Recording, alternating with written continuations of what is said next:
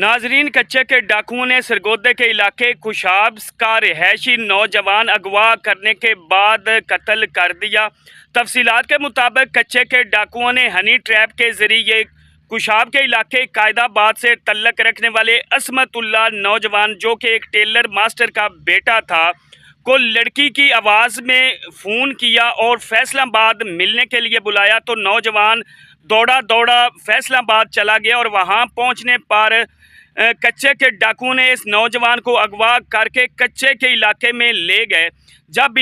کچے کے علاقے میں پہنچے تو وہاں سے